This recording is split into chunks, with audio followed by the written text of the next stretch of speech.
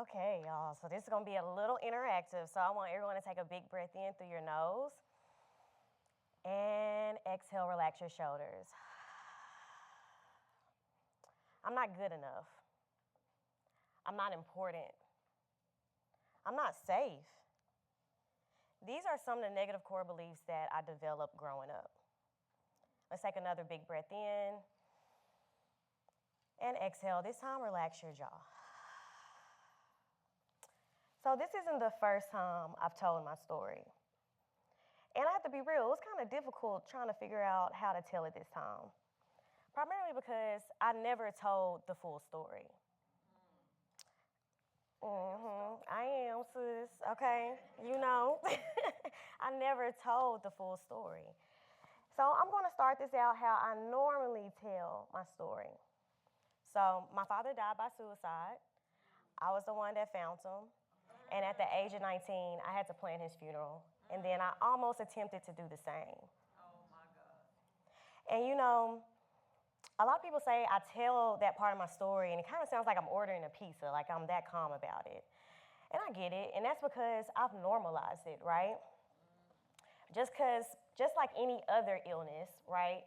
If it's left untreated, it can result in death. In fact, suicide is the 11th leading cause of death amongst Black people and people of color. So it's more common than we think.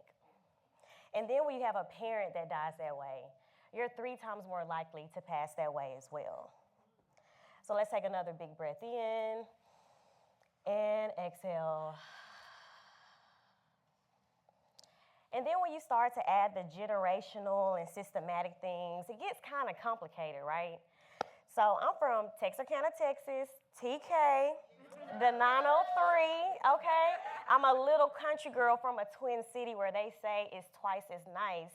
However, crimegrade.org states that a violent crime happens in Texarkana every 4 hours and 27 minutes. I know. Let's take another big breath in and exhale.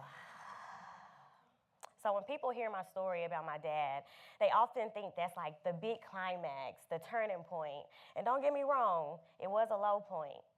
But often, it's the smaller things that affect us more than the big thing. Because when it comes to these big traumatic events, everybody around you notice it as abnormal.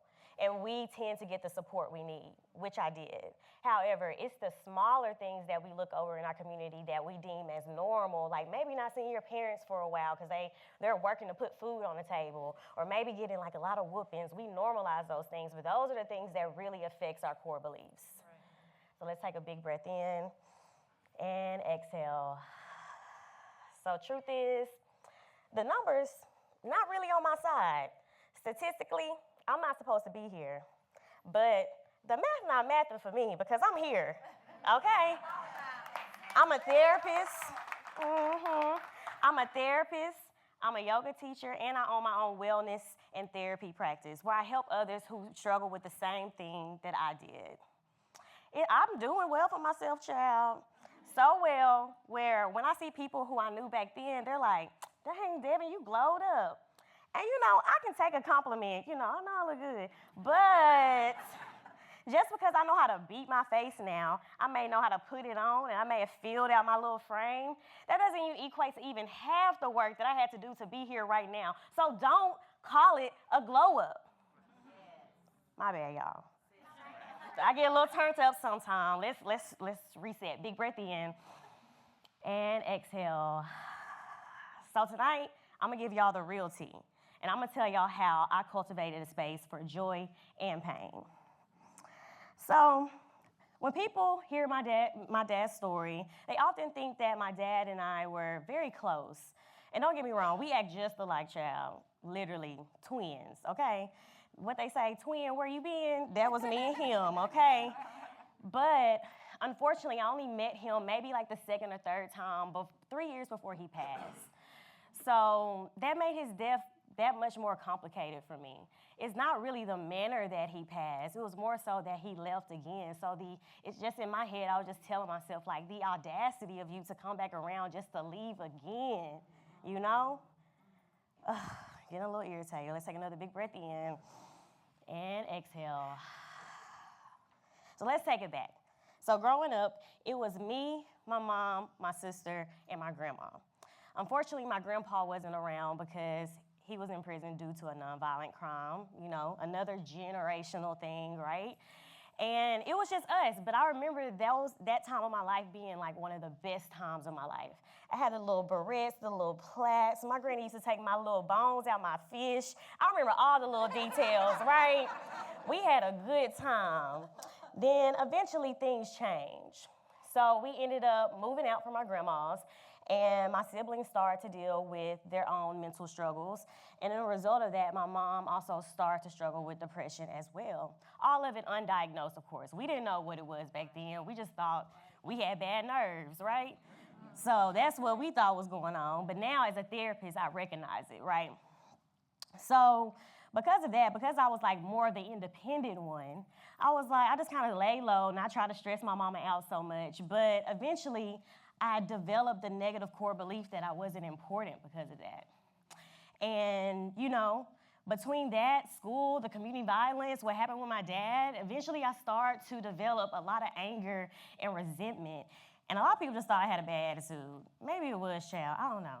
But from there, I realized that anger and resentment actually played a big role in my journey.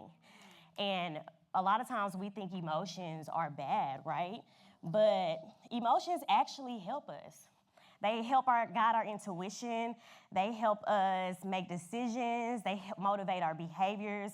So they serve a purpose. So it's important to hold space for all emotions, even the ones that are negative.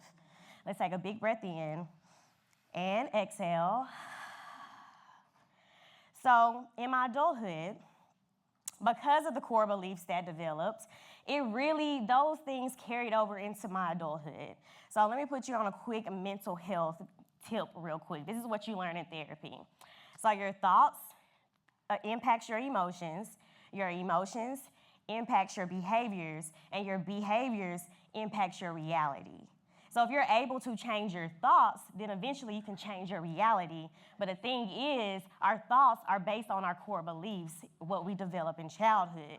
So you have to reconstruct all those things, right? And I started to figure that out when I was in school. I was like, okay, if 2 plus 2 is 4, and 4 plus 4 is 8, then this adds up. The math is math in there, right? So I started to work on those things. I started to recognize the difference in the mind-body connection and how what you think will affect you physically. I started to recognize the difference between emotions and feelings.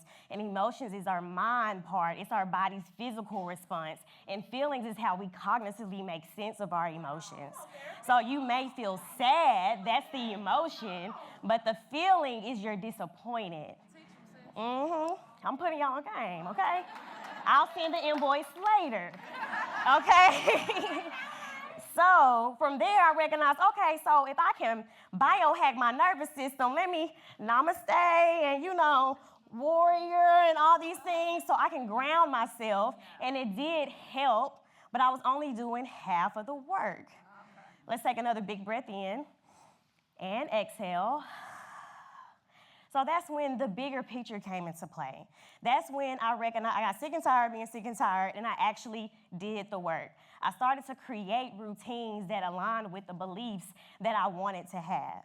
So I started doing all the exercise things. I started spending more time with God. I started spending more time outside. I started practicing gratitude.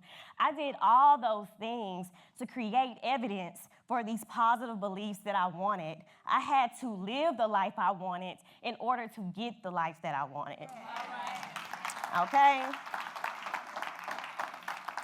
So that's when I recognized pain. You have the option as humans, we are going to experience pain. We can't avoid that. But you do have the option to suffer.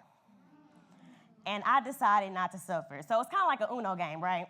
So boom, you playing with your partner. They throw down, draw 4. You're going to be like, dang, it's like that? You may talk your little mess, but you're going to pick up your cards and you're going to play the hand that you was dealt with. You're not going to throw them cards down and start windmilling the air. Are you going to do that? No, you're going to play the cards. And that's exactly what I did. I had to live the life that I wanted to create. So my core beliefs changed from I'm not important to I am valuable, to I am not safe, to I am protected. And I cultivated space for joy and pain. So that's why I say, don't call it a glow up, period. Okay? In order to be that girl, I had to become that girl.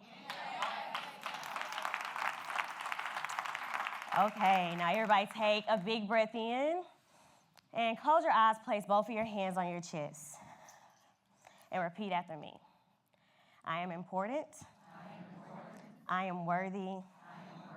And I am safe. Thank you.